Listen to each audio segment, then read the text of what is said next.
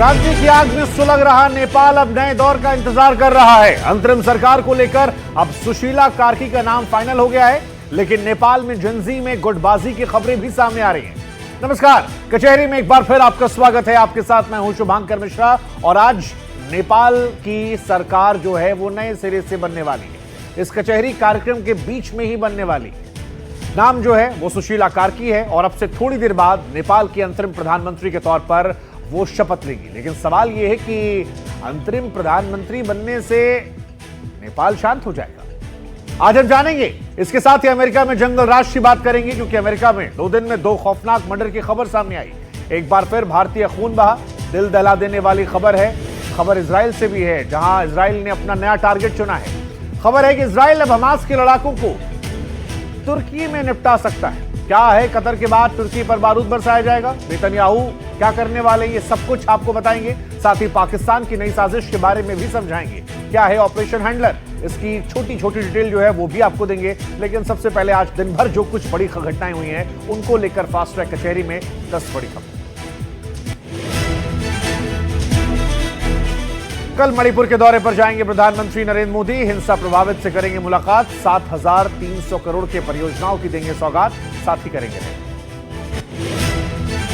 CP Radhakrishnan बने देश के 15वें उपराष्ट्रपति और राष्ट्रपति द्रौपदी मुर्मू ने दिलाई शपथ। पीएम समेत एनडीए के तमाम बड़े नेता मौजूद रहे। राहुल गांधी ने फिर लगाया वोट चोरी का आरोप। कहा, हम गारंटी के साथ आपको डायनामाइट एक्सप्लोसिव सबूत देने वाले हैं। हाइड्रोजन बम जब आएगा सब साफ हो जाएगा। मॉरिशस के प्रधानमंत्री ने परिवार के साथ अयोध्या में रामलला राम दरबार के दर्शन किए। साथ में मौजूद रहे सीएम योगी। हरियाणा के पूर्व मुख्यमंत्री भूपेंद्र सिंह हुड्डा ने सैनी सरकार को साधा निशाना। कहा, बाढ़ से किसानों के खेत बर्बाद, लेकिन सरकार नहीं दे रही जायज मुआवजा। दिल्ली और बॉम्बे हाईकोर्ट में बम की धमकी पर सीजीआई वीआर गवई ने मांगी रिपोर्ट। दोनों हाईकोर्ट की जांच में कुछ नहीं मिला। 14 सितंबर को फिर से शुरू होगी वैष्णो देवी की यात्रा। श्राइन बोर्ड ने किया ऐलान। भूस्खलन के बाद पिछले 17 दिनों से स्थगित थी। नोएडा एसटीएफ ने साइबर ठगी गैंग का भांडाफोड़ किया। सरगना समेत 6 गिरफ्तार। 25 लाख से ज्यादा कैश बरामद। बैंक कर्मचारियों की मिलीभगत का खुलासा। दिल्ली के रोहिणी इलाके में एक छात्रा पर 5-6 छात्राओं ने ब्लेड से हमला किया। थाना अमन विहार पुलिस ने 2 दिन बाद एफआईआर दर्ज की। बिहार के जमुई में ग्रामीणों ने 6 शराब तस्करों को पकड़ा, बंधक बनाकर पिटाई की, बाद में पुलिस के हवाले किया। और अब बात करते हैं इस वक्त की बड़ी खबर। सुशीला कार्की होंगी नेपाल के अंतरिम प्रधानमंत्री। रात 8:45 पर सुशीला कार्की नेपाल की नई सरकार का गठन करेंगी। कहा जा रहा है कि आज ही संसद भंग करने की सिफारिश जो है वो भी की जाएगी। तो ये बड़ी जानकारी, बड़ी खबर इस वक्त हम आपको बता रहे हैं। संसद और सभी प्रांतीय सभाएं जो है वो भंग हो जाएंगी। सुशीला कार्की के बारे में भी आपको जानकारी दे दें कि वो नेपाल की पहली और अब तक की एकमात्र महिला चीफ जस्टिस रही हैं। 11 जुलाई 2016 से लेकर 30 अप्रैल 2017 तक इस पद को संभाला था। और नेपाल में जेंजी का जो प्रदर्शन है उन सब के बीच में सबसे ज्यादा सहमति जो है वो इन्हीं के नाम को लेकर हुई है। भ्रष्टाचार विरोधी आंदोलनों का यह हिस्सा रही हैं और वहां जो नए बच्चे हैं वो इनको काफी पसंद करते हैं। हालांकि जेंजी ने जिन महिला को पसंद किया है, प्रधानमंत्री के तौर पर नाम जिनका रखा है, वो खुद 7 जून 1952 को पैदा हुई है। तो जेंजी ने भी एक बुजुर्ग व्यक्ति पर ही भरोसा जो है वो जताया है और अब इनके भरोसे नेपाल रहने वाला है। मुख्य न्यायाधीश रही हैं। भ्रष्टाचार और न्यायिक सुधारों पर सख्त रुख के लिए वो जानी जाती हैं और नेपाल के लोकतंत्र और न्याय व्यवस्था को मजबूत करने में अब तक उनकी भूमिका रही है। लेकिन अब 8:45 पर शपथ ग्रहण समारोह होने वाला है और इस शपथ ग्रहण समारोह पर हमारी भी नजरें हैं, क्योंकि नेपाल में 5 दिन से खींचतान चल रहा था। अभी भी जेंजी आपस में पूरी तरह एकजुट नहीं है, लेकिन नाम जो है इनका फाइनल हो गया है और 8:45 पर यानी हमारी कचहरी के बीच में ही प्रधानमंत्री पद की शपथ जो है वो ली जाएगी। लेकिन कुल मिलाकर कहें तो 5 दिनी खींचतान के बाद नेपाल को नई सरकार मिलने वाली। नेपाल में अंतरिम सरकार का गठन होगा और सबसे बड़ी बात यह है कि अब नेपाल की नई मुखिया एक महिला हो, सुशीला कार्की। नेपाल की सुप्रीम कोर्ट की पूर्व चीफ जस्टिस अब नेपाल की अंतरिम प्रधानमंत्री होंगी। ये बात क्लियर हो गई है।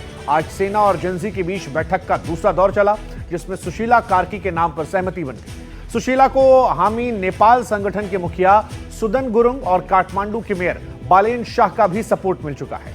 रवि लामिछाने पहले ही पद की दावेदारी से पीछे हट गए थे। हालांकि थोड़ी सी सिचुएशन जो है आज हंगामेदार हुई जब कुलमान घिसिंग के सपोर्टर सड़कों पर आए, लेकिन आर्मी ने सिचुएशन कंट्रोल की और उन्हें बवाल करने से रोक दिया। लेकिन अब फिलहाल जो पूरा फोकस है वो सुशीला कार्की पर है, जो अब से थोड़ी देर बाद क्रांति के बाद नेपाल की कमान को संभालेंगे। नेपाल को लेकर क्या अपडेट है ये आपको हम इस रिपोर्ट के जरिए दिखाते हैं।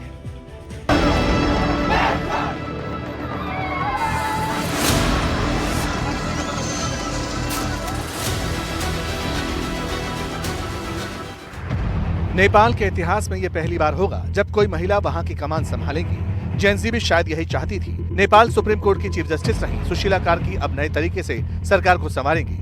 अंतरिम पीएम की शपथ लेगी और अपने साथ नए नए लोगों को पोर्टफोलियो में जोड़ेंगी। कुलमान घिसिंग मंत्री बन सकते हैं, 4 और लोग उनके साथ शपथ ले सकते हैं। ओम अरियाल गृह मंत्री बन सकते हैं। ये सारी जानकारी हमारे संवाददाता अंकित त्यागी सिकटा देव ने दी।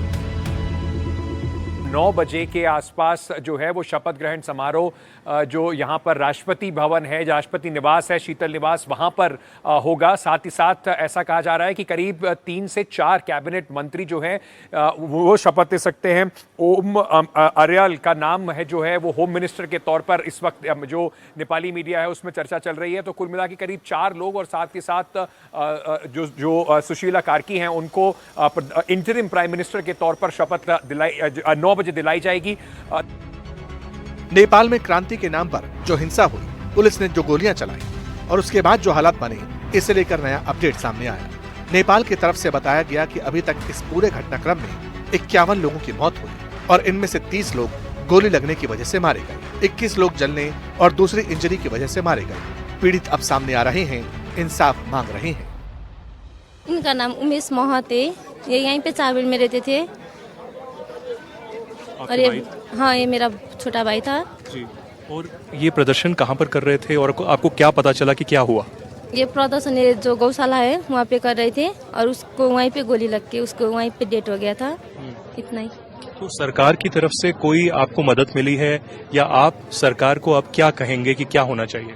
सरकार से कोई मदद नहीं मिली है। तो आपके जो भाई ने इतना बड़ा सैक्रिफाइस किया है, इतना बड़ा शहीद हुए हैं वो इस कॉज के लिए, यूथ अपराइजिंग जो जेनजी का है, तो आप जेनजी को सपोर्ट करते हैं और आप जेनजी को क्या बोलेंगे जो इस मुहिम को आगे लेके जा रहे हैं?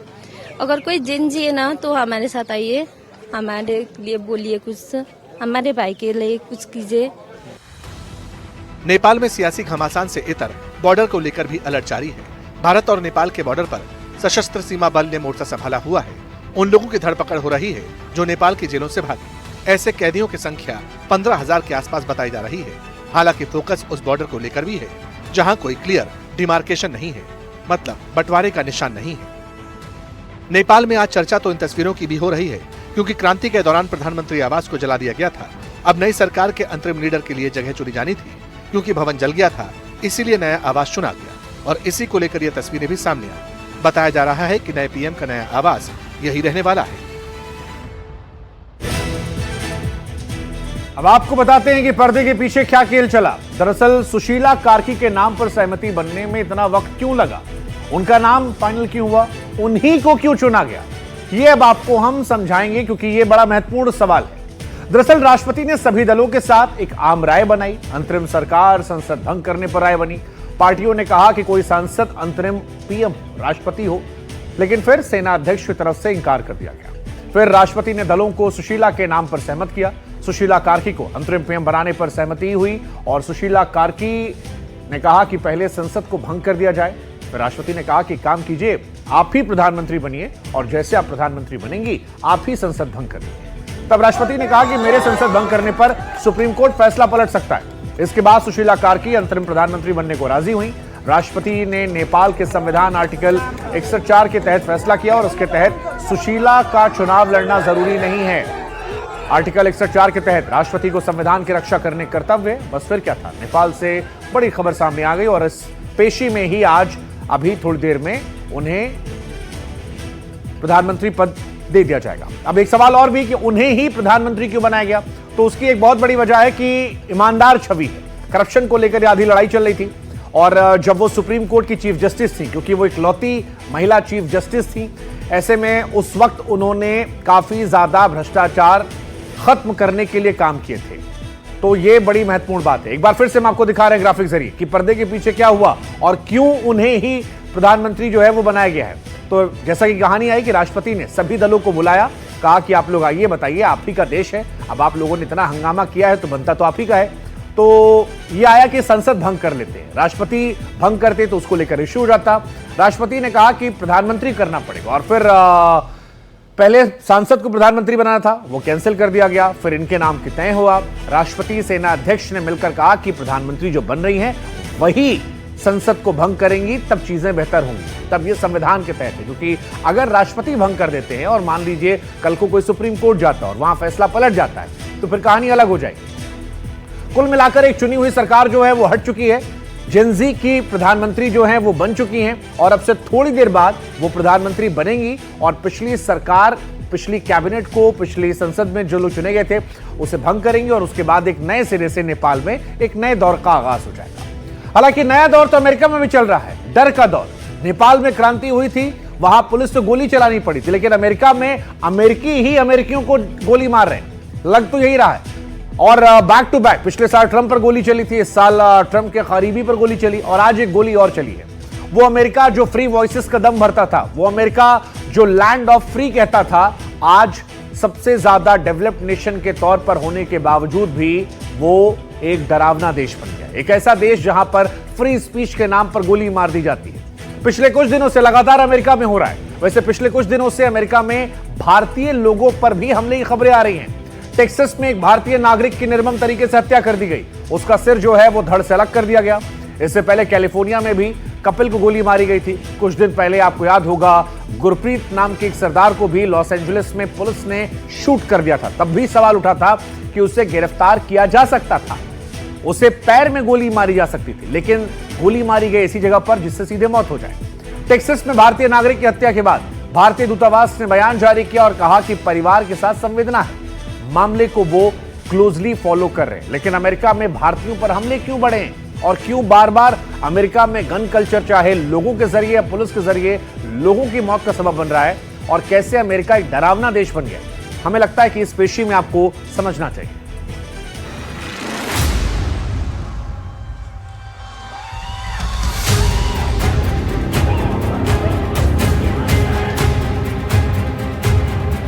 वॉशिंग मशीन पर अमेरिका में भारतीय का मर्डर।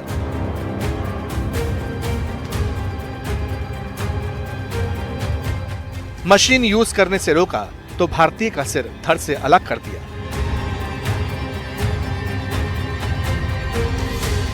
क्या अमेरिका में भारतीय निशाने पर हैं?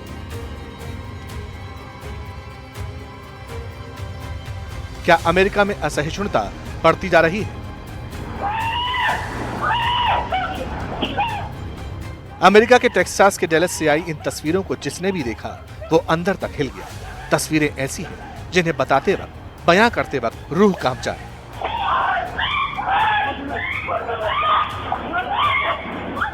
ये सीसीटीवी वीडियो देख लीजिए। इसमें 1 सेकंड तक सब नॉर्मल रहता है, लेकिन अगले ही पल एक कटा हुआ सिर लुढ़कता हुआ दिखाई पड़ता है। गेट पर 3 लोग दिखाई देते हैं।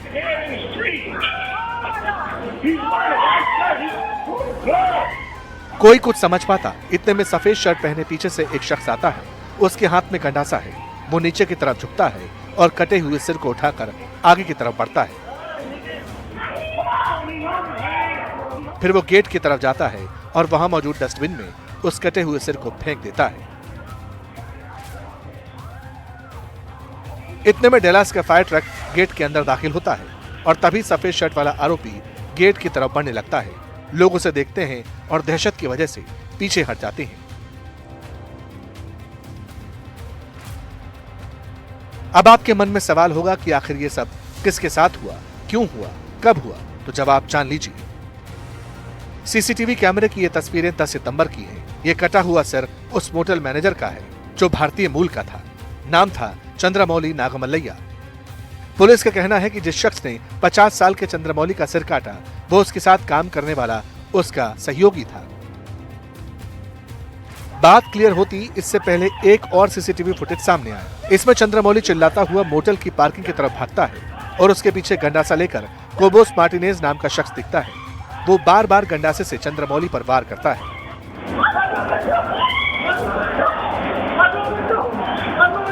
इस दौरान चंद्रमौली की पत्नी और बेटे जो मोटेल के फ्रंट ऑफिस में मौजूद थे वो बाहर निकलते हैं, उसे रोकने की कोशिश करते हैं, लेकिन कोबोस मार्टिनेज ने उन्हें धक्का दे दिया। चंद्रमौली के बेटे के हाथ में बेसबॉल बैट भी था, लेकिन जब तक कोई कुछ कर पाता, कोबोस मार्टिनेज ने चंद्रमौली का सिर अलग कर दिया। अब सवाल है कि अमेरिका के टेक्सास में आखिर ऐसा हुआ क्या था कि चंद्रमौली की इतनी निर्मम तरीके से हत्या कर दी गई। डेलास पुलिस के मुताबिक कोबोस मार्टिनेज की चंद्रमौली के साथ बहस हुई थी।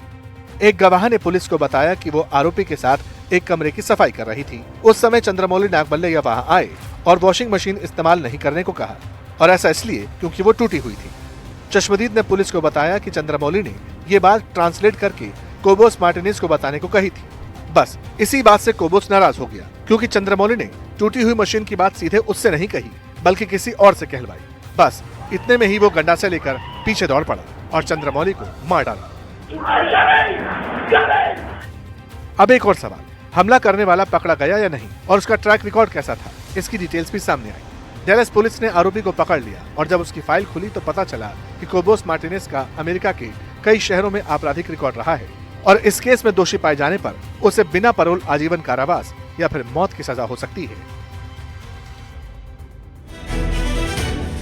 बीते 2 दिन से अमेरिका में 2 कत्ल हुए हैं। एक तरफ डोनाल्ड ट्रंप के खास दोस्त चार्ली किर्क की राजनीतिक हत्या, तो वहीं दूसरी तरफ हिस्ट्री शीटर ने डलास में एक भारतीय नागरिक को मार डाला। अब यह सवाल उठ रहा है कि जो अमेरिका खुद को डेवलप्ड नेशन के तौर पर पेश करता है, जो अमेरिका क्राइम के मामले में दूसरे देशों के लिए रिपोर्ट पेश करता है, वहां पर इस तरह की घटनाएं होती हैं, तो क्या अमेरिका समझ रहा है कि दुनिया को क्या मैसेज आ रहा है? 2022 का एनसीआरबी का डेटा कहता है कि भारत में 1 लाख की आबादी पर हत्या की दर जो है वो 1.5% है, जबकि एफबीआई की रिपोर्ट कहती है कि 2022 में इतने ही लोगों पर मर्डर रेट 6.3% था। 2022 का एनसीआरबी का डेटा कहता है कि भारत में रेप के मामलों की दर 1 लाख पर 4.8% थी, जबकि अमेरिका के न्यायिक विभाग की रिपोर्ट में 1 लाख की आबादी पर 25%। 2022 में डकैती में भी भारत की तुलना में अमेरिका में केसेस जो हैं वो ज्यादा रजिस्टर्ड होते हैं। डकैती की प्रति अगर 1 लाख आबादी पर 2.1% यहां थी, जबकि अमेरिका की बात करेंगे तो ये 24% से अधिक जा रही है। इसका मतलब यह है कि वो अमेरिका जो दुनिया भर को ज्ञान देता है, ये कहता है कि भाई साहब डेवलप्ड नेशन ऐसा होता है, वैसा होता है, सुरक्षा, इंडिविजुअलिटी, फलाना ढिमकाना, हमें लगता है कि एक बार उसे भी अपने गिरबा में झांक लेना चाहिए। और सवाल ये भी है कि तकनीक के तुर्रम खां बनने वाले अमेरिका को एक हमलावर को पकड़ने में 3 दिन लग गया। इतनी बड़ी बड़ी बातें, दुनिया भर के लिए इतना ज्ञान, लेकिन अपने ही देश में एक आदमी, अपने सबसे खास आदमी को मार कर चला गया और उसे पकड़ने में, ट्रैक करने में 3 दिन। देखिए रिपोर्ट।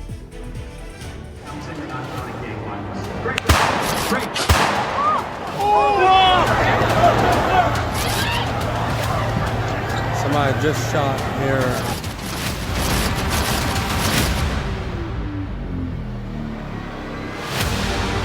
इन तस्वीरों पर अभी तक अमेरिका में चर्चा हो रही है।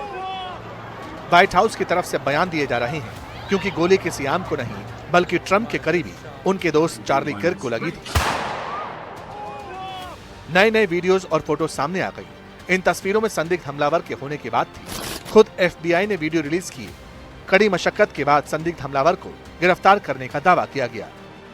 ट्रंप ने कहा, उम्मीद है आरोपी को डेथ सेंटेंस मिले, क्योंकि उसने कायराना हरकत की थी। What he did is disgraceful. Charlie Kirk was a great person, a great man, great in every way, especially with youth. And what he did, what this man did, was disgraceful. So, दरअसल Trump के करीबी और conservative activist Charlie Kirk के हत्यारे को पकड़ने के लिए बहुत बड़ी मैनहंट चल रही थी। जॉइंट सर्च ऑपरेशन चलाया गया। पहले राइफल छोड़कर जाने का वीडियो और फिर नया वीडियो भी सामने आया। इसमें गोली चलाने का आरोपी हमलावर एक छत से नीचे कूदता दिखाई दे रहा था। उसने ब्लैक टी शर्ट पहनी थी। वो कूदा, भागा और फिर आराम से मौकाए वारदात से गायब हो गया। ये सब कुछ रिकॉर्ड हो गया। 2 दिन पहले अमेरिका के यूटा में चार्ली किर्क की गोली मारकर हत्या कर दी गई थी। इस केस की जांच के लिए लोकल पुलिस के साथ एफबीआई लगी, और जहां तक एविडेंस की बात है तो एफबीआई को यह पता चला कि सिंगल सुपरसोनिक गन शॉट से किर्क को मारा गया। मौके से Mauser bolt action .3006 calibre rifle बरामद हुई। छत पर हमलावर के हाथों के निशान मिले। मिट्टी के अंदर से डीएनए हासिल करने की कोशिश की गई। हमलावर के जूतों के निशान भी बरामद किए गए। इसके अलावा जानकारी देने वाले को 88 लाख रुपए तक का इनाम का ऐलान किया गया। और जहां तक अवार्ड की बात है तो ये कहा जा रहा है कि 88 लाख रुपए के इनाम के ऐलान के बाद कम से कम 7000 कॉल्स आई, जिनमें हमलावर के बारे में टिप देने यानी जानकारी देने का दावा किया गया। इसे लेकर जांच करने वालों ने 200 से ज्यादा इंटरव्यू किए और आखिरकार ये कहा गया कि अब संदिग्ध हमलावर को पकड़ने में कामयाबी मिल चुकी है। देखिए, अमेरिका में भले ही 3 दिन में कामयाबी मिली हो, लेकिन हमारी दिल्ली पुलिस और सेंट्रल एजेंसियों को जल्दी कामयाबी मिली। सीमा पार बैठा एक हैंडलर ने हिंदुस्तान को दहलाने की साजिश रची। कल पुलिस ने आईएसआईएस के जिन 5 आतंकवादियों को दिल्ली पुलिस और सेंट्रल एजेंसियों के ज्वाइंट ऑपरेशन में पकड़ा, आज आईएसआईएस के उन्हीं आतंकवादियों ने पाकिस्तान में रची बारूदी साजिश के राज उगल दिए हैं। आतंकवादियों ने पूरे देश को दहलाने का प्लान बनाया था, यह बताया। इस साजिश को अंजाम पहुंचाने में टेंडर खिलाफत मॉड्यूल का मिला था। यह खिलाफत मॉड्यूल क्या है, कितना ज्यादा यह खतरनाक है और देश के किन किन कोने में इन्होंने मानव बम बना रखे हैं। आज ऑपरेशन हैंडलर में सीमा पार की साजिश का हर एक पन्ना हम कचहरी में खोलने वाले हैं। जरा देखिए हमारी ये पेशी।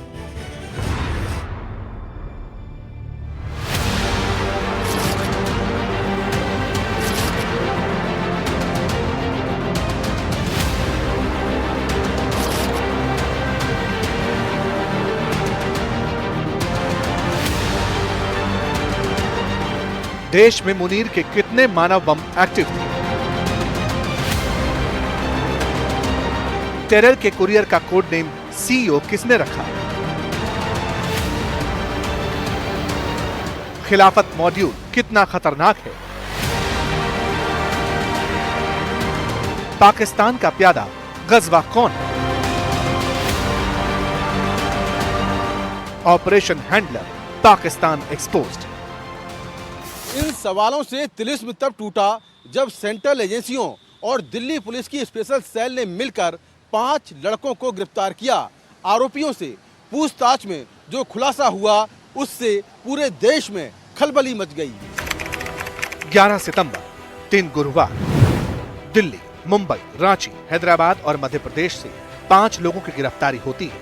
पुलिस अपने स्टाइल में पूछताछ करती है क्योंकि 5 के ठिकानों से मानव बम बनाने और देश को दहलाने का जो सामान मिलता है, बारूदी साजिश को अंजाम तक पहुंचाने के लिए 5 ने जो सामान जुटाया था उसकी लिस्ट देश से साझा होती है। इन 5 के पास से hydrochloric acid, nitric acid, sodium bicarbonate, sulphur powder, pH value checker, beaker set, safety gloves, respiratory mask, एक laptop, mobile, strip wire, circuit, motherboard और डायोड्स बरामद होते हैं। पुलिस ने साजिश की कड़ियों को जोड़ा तो कनेक्शन पाकिस्तान में बैठे हैंडलर से जुड़ा, जिसके इशारे पर पूरे हिंदुस्तान को दहलाने की साजिश थी। देश को दहलाने के लिए खिलाफत मॉड्यूल तक खड़ा किया जा रहा था। इनका प्लान 2 फोल्ड था। पहला कि इनको एक खिलाफत स्टाइल का एक ग्रुप तैयार करना था, जिसकी अपनी एक छोटी सी लैंड होती, उसके कुछ रिक्रूटेड लड़के होते, उनकी अपनी टीम होती जिसे लश्कर कहते हैं, प्लस कुछ टारगेटेड किलिंग्स भी इनको टास्क की जानी थी जो इनको कैरी आउट करनी थी। इनका जो दानिश, असरार दानिश है, इसका जो हैंडलर था वो पाक बैग्ड हैंडलर है, बट उसकी एग्जैक्ट लोकेशन कहां पर है, क्या है, वो मैटर ऑफ इन्वेस्टिगेशन है। अब सवाल था कि सीमा पार बैठा वो हैंडलर कौन है जिसने आईसिस के टेरर मॉड्यूल से इन 5 लोगों को कनेक्ट किया। इन्वेस्टिगेशन में और बड़ा खुलासा हुआ। पता चला कि सीमा पार बैठे हैंडलर्स ने दानिश को मोहरा बनाया, मॉड्यूल का लीडर बनाया। दानिश का कोड नेम था सीईओ। पाकिस्तानी हैंडलर ने दानिश को एक कोड नेम दिया था सीईओ। इसके साथ ही एक कोड वर्ड था गजवाए लीडर, जो किसी कंपनी की तरह देश में खिलाफत मॉड्यूल को ऑपरेट करने की फिराक में था। आखिर ये खिलाफत मॉड्यूल क्या है, दिल्ली पुलिस को इसकी तस्दीक करनी थी। खिलाफत मॉड्यूल के मकड़जाल को तोड़ना बड़ी चुनौती थी। 5 आरोपियों से जब सख्ती से पूछताछ हुई तो खिलाफत मॉड्यूल के चेहरे मोहरे और मकसद आईने की तरह साफ हो गए। खिलाफत मॉड्यूल क्या है और कैसे इसके बूते देश को दहलाना था, यह भी समझ लीजिए। इस ग्रुप को कुछ बड़ा करने का टास्क दिया गया था, जैसे बड़ी मात्रा में केमिकल, हथियार, कारतूस इकट्ठा करना। खिलाफत मॉड्यूल का मतलब यह है कि पहले कोई जगह कैप्चर करो और उस पर कब्जा करो, तब मिशन जिहाद को आगे बढ़ाओ।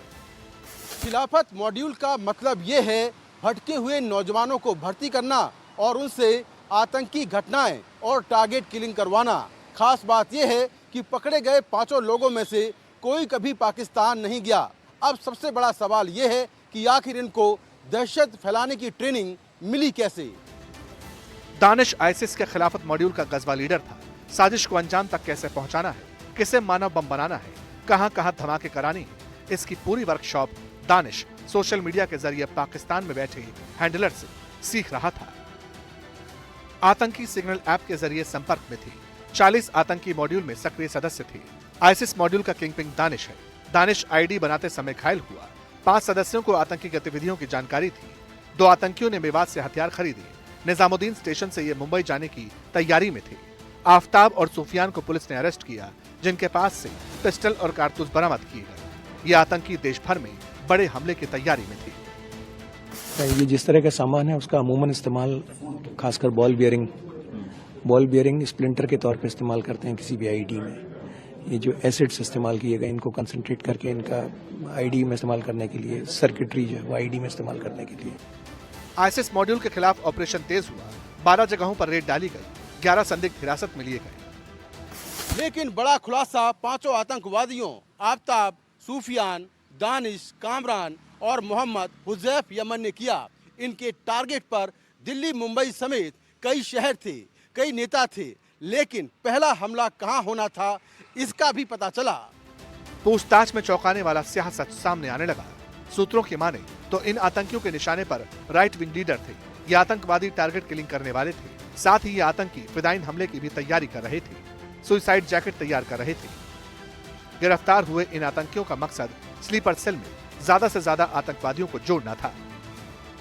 खिलाफत बेसिकली है क्या? खिलाफत का मतलब देखिए, एक डिस्टॉर्टेड अंडरस्टैंडिंग है रिलीजन की कि किसी एक जगह को, जैसे आईएसआईएस ने किया कि एक जगह एक्वायर की और उसको डिक्लेयर कर दिया कि ये यहाँ पे शरिया लागू होगी, और ये वहाँ पे फिर ये समझते हैं कि एक मिसअंडरस्टैंडिंग है इनकी, ये पुअर अंडरस्टैंडिंग है कि इनको एक जस्टिफिकेशन समझते हैं कि मिल जाता है क्राइम करने का या टेररिटी फैलाने का। तो जैसे आईएसआईएस ने किया था उसी तर्ज पे ये करना चाह रहे थे। सोशल मीडिया प्लेटफॉर्म के जरिए ही भर्तियां हो रही थी। पढ़े लिखे नौजवानों को गुमराह कर मॉड्यूल से जोड़ा गया। साजिश इतनी गहरी कि कई लड़कों को ह्यूमन बम बनाने तक की तैयारी हो चुकी थी। पकड़े गए संदिग्ध आतंकवादियों से पूछताछ जारी है और पूछताछ में कई बड़े खुलासे हो सकते हैं, लेकिन ये तय है कि सीमा पार से ऑपरेट हो रहे ये आतंकी किसी बड़ी वारदात को अंजाम देने की फिराक में थे। अगर समय रहते देश की एजेंसियां इनके गिरवा में हाथ नहीं डालती तो ये अपनी साजिश में कामयाब हो जाते। नई दिल्ली से कैमरा पर्सन अमन के साथ मैं मुकेश सिंह सेंगर, एनडीटीवी इंडिया। देखिए, जान न खतरा यहां पर भी और जान न खतरा वहां पर भी है जो रीलबाजी के चक्कर में रियल जिंदगी को दांव पर लगा रहे। हुआ है ऐसा कुछ। बहुत खास खबर है आपके लिए है और आपके लिए सीखना, समझना और बच्चों को बचाना जरूरी है। लेकिन खबर ब्रेक के उस पार है। ब्रेक के बाद एक बार फिर आपका स्वागत है कचहरी में। एक सवाल हमारा आपसे है कि रियल लाइफ जरूरी है कि रील लाइफ जरूरी? मतलब जिंदगी जरूरी है या वो वीडियो में कुछ लाइक जरूरी? ये सवाल इसलिए पूछ रहे हैं क्योंकि आज के दौर में लोगों को, चाहे वो युवा हो या बूढ़े, ऐसा लगता है कि रियल लाइफ से ज्यादा रील का जुनून जो है चढ़ गया और ये रील का जुनून उनकी जान पर ही बन रहा है। नागपुर में एक शख्स रील बनाने के लिए ट्रेन की छत पर चढ़ गया। युवक जो है सोशल मीडिया पर रील पोस्ट करने के लिए ट्रेन की छत पर खड़ा होकर पोस्ट दे रहा था। इसी दौरान उसे हाई टेंशन बिजली की तार से झटका लगा और युवक पटरी पर गिर गया।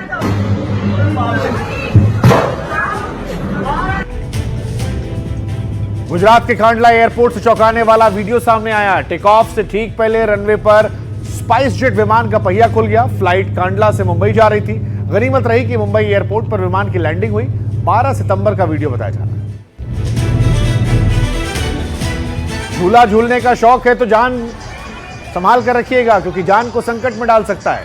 ये तस्वीर जो है राजस्थान के बारा से आई है। डोम मेले में लड़की झूला झूल रही थी। अचानक बैलेंस बिगड़ा, जमीन पर गिरी। फिलहाल गंभीर चोट इसे लगी है, हालांकि लड़की जीवित है।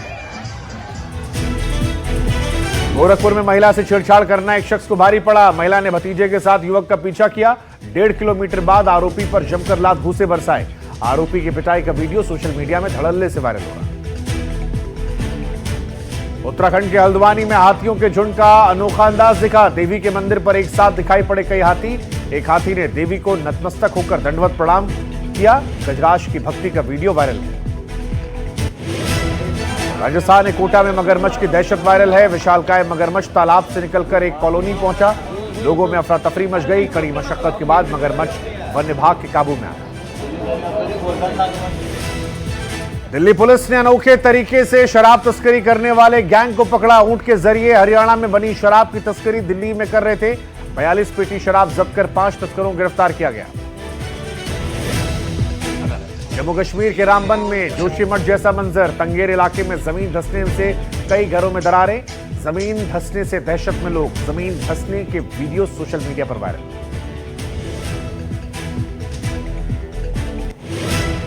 अब ये कहानी रियल की थी। वापस लौटते हैं रियल दुनिया में, क्योंकि रियल दुनिया में कई खबरें हैं जो परेशान करने वाली हैं। जैसे महाजंग की खबर।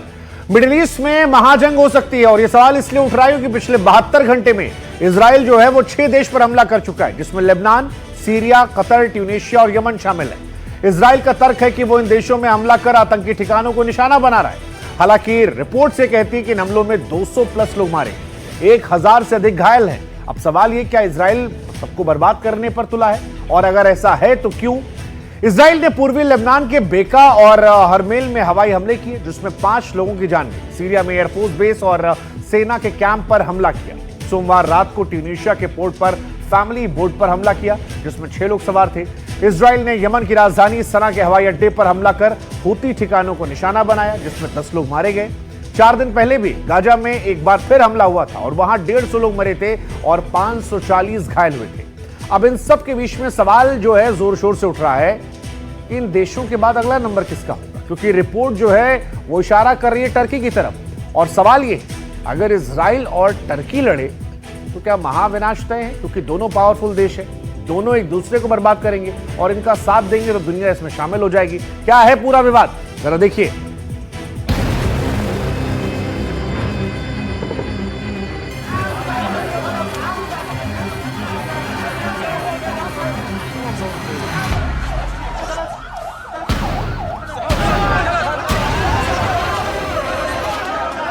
I say to Qatar and all nations who harbor terrorists, you either expel them or you bring them to justice.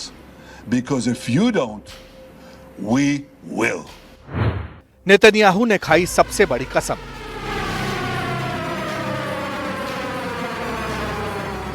चुन चुन कर करेंगे दुश्मनों को भस्म।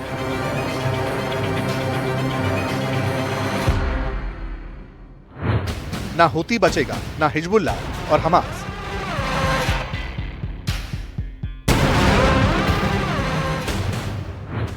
नेतन्याहू ने किया सबसे विनाशक आगाज।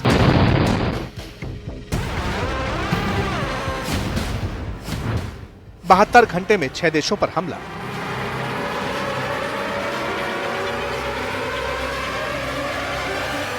क्या तुर्की का नंबर होगा अगला? कतर के दोहा में इजरायली हमले की तस्वीरें आपने देखी होंगी, लेकिन वो आसमान में उड़ता काला धुआं तो मात्र ट्रेलर था। नेतन्याहू के निशाने पर अब वो देश भी आ चुके हैं जो इजराइल के मुताबिक आतंकी गुटों को हथियार दे रहे हैं, फंडिंग और पनाह दे रहे हैं, और उन्हीं गुटों के कंधे पर बंदूक रखकर हमला करते हैं। यही वजह है कि अब नेतन्याहू ने मिडिल ईस्ट में महायुद्ध का अलार्म बजा दिया है, युद्ध के दायरों को बढ़ा दिया।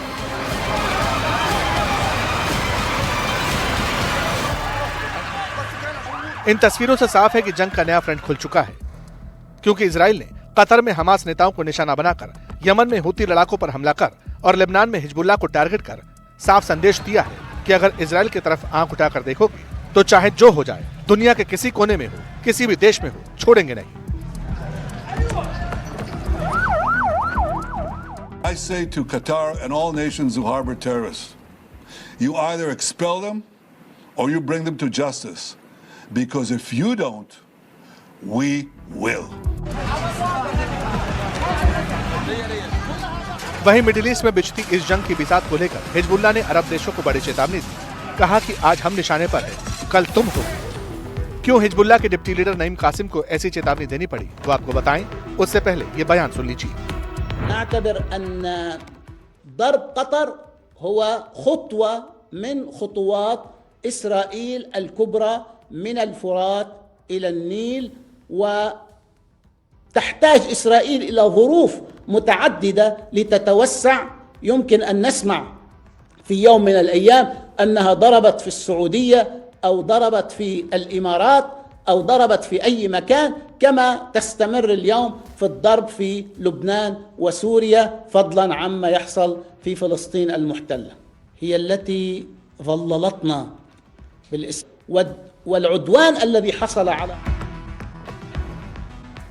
दरअसल खाड़ी देशों को हिजबुल्लाह की ये चेतावनी इसलिए है क्योंकि कतर के दोहा में हमला कर इजराइल ने सबको चौंका दिया। इसकी सबसे बड़ी वजह है कि मिडिल ईस्ट में कतर अब तक शांतिदूत की भूमिका में था, मीडिएटर था। किसी ने सोचा भी नहीं था कि इजराइल कतर में हमास नेताओं को निशाना बना सकता है, लेकिन इजराइल ने ऐसा कर दिया। दोहा में हमास नेताओं को टारगेट किया, जिसने हिजबुल्लाह और हमास जैसे आतंकी संगठनों की जमीन को हिलाकर रख दिया। हालांकि इन देशों को निशाना बनाने के बाद भी इजराइल शांति के मूड में नहीं है। रिपोर्ट्स कहती हैं इजराइल तुर्की के शहर इस्तांबुल या फिर राजधानी अंकारा पर हमले की तैयारी कर रहा है। खबर है कि तुर्की में हमास के संगठनों पर एयर स्ट्राइक हो सकती है। इसके लिए बाकायदा इजरायली वायुसेना ने ब्लूप्रिंट भी तैयार कर लिया है। इजरायली मीडिया में भी इस बात की चर्चा है कि इजराइल का अगला टारगेट तुर्की हो सकता है। तमाम संकेत तुर्की की ओर इशारा करते हैं, क्योंकि हमास ने अपना आखिरी बड़ा ठिकाना तुर्की को ही बना रखा है। दरअसल हमास और तुर्की का रिश्ता पुराना है। साल 2010 में जब एर्दोआन तुर्की के प्रधानमंत्री थे, तब तुर्की के अंदर हमास के आतंकियों को पहली बार सरकारी सपोर्ट मिलना शुरू हुआ। इजरायली जांच एजेंसी शिनबेत ने एक रिपोर्ट में बताया था कि तुर्की के अलग अलग शहरों में हमास के कमांड सेंटर्स हैं, जो हमास के आतंकियों के लिए फंडिंग जुटाने का काम करते हैं। साल 2020 में इजराइल ने कुछ हमास आतंकियों को पकड़ा था, जिनसे तुर्की में बने फर्जी पासपोर्ट और नागरिक पहचान पत्र मिले थे। साफ है कि हमास नेताओं के तुर्की से यही कनेक्शन वजह है कि अब इजराइल का अगला टारगेट तुर्की हो सकता है। Hello, Moto.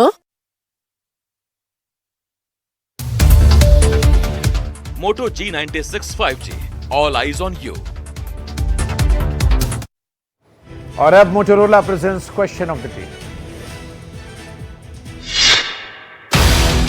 आज का सवाल है कि क्या नेपाल में जेनजी की सरकार बनने के बाद नेपाल में शांति बहाल हो जाएगी?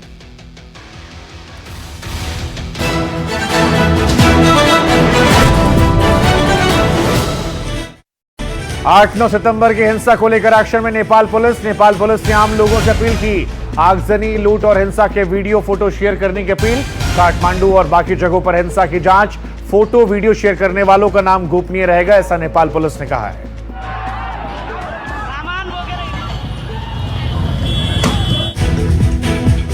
और इसी के साथ आज की कचहरी में इतना ही। आगे भारत की बात बताता हूं मेरे सहयोगी सैयद सोहेल के साथ।